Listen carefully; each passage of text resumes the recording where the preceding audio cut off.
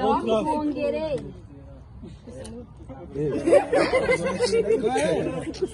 Lianza. Nasema maisha ya watu haikuwa sana. Sema hivi. Say something else. Okay. Lakini Mungu aliwasaidia. Imana yarafashije cyane. Imana yarafashije. Imana. Okay. Ngotaje nizekani.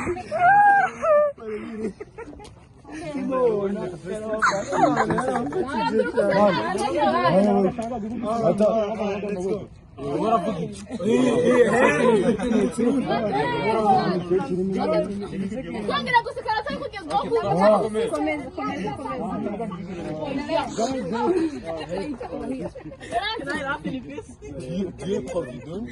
Dios ay duyane.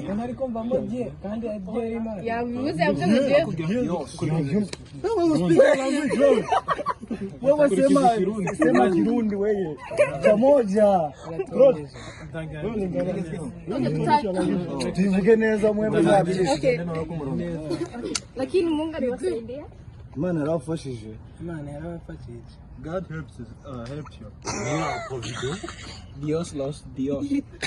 Nazo ndenge kuna nazo so.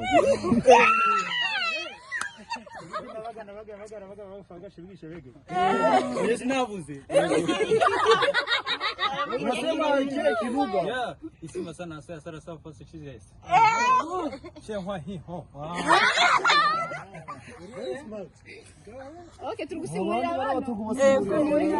Tunawasimulira hapa.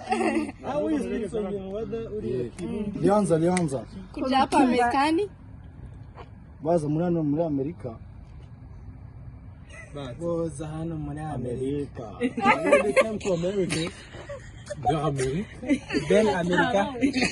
Nazo ndenge kuna nazo Amerika. Basaza hasa musuri sasa musuri. Nabaga mu bugu abaga dibagi mibigi kabaga.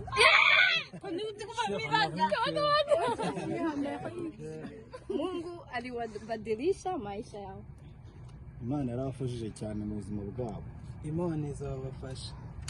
Yabahinduriwe. God really going to help them in their life.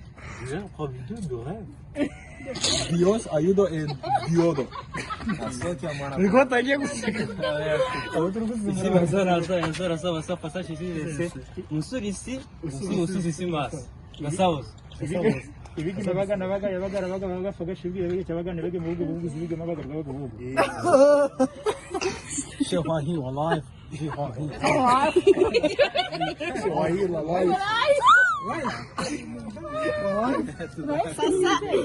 Sasa moja mko mnaona hapa.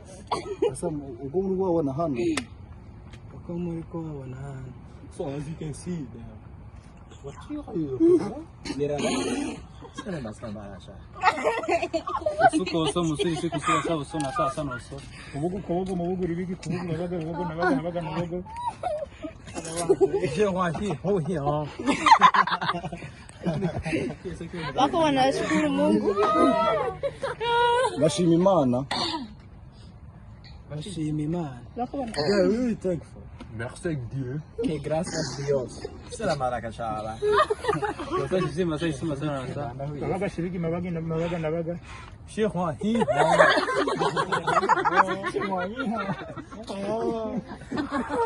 Kwa kuwasaidia. Kuwafasha. To be helpful. Assistance. Vamos a ir en tres. Abra samasa.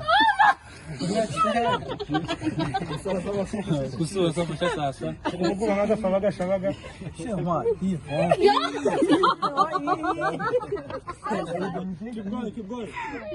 Sasa maisha yao haibadilika sana. Ubuzima bwabo bwari bukomeye cyane.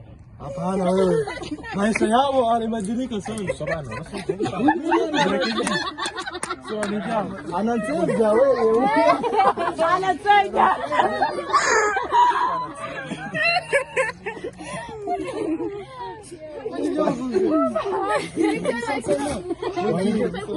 Uyu aravamo navuga kuburana. Erega numjicha hapo sura mjicha. Lianze.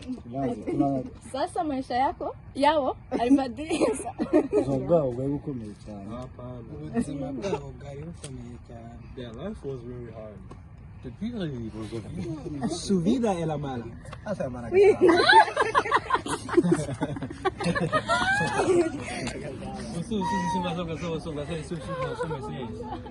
Bugu zibigi mabaga gabaga bugu gabaga ribigi bugu kobogo mebeke yebeke chabaga nebeke. Chef, my life was small.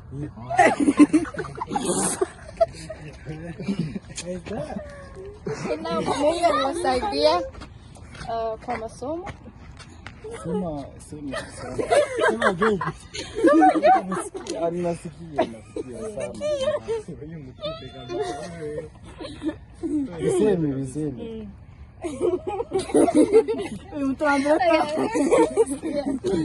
Unasema mingi. Wewe kidogo.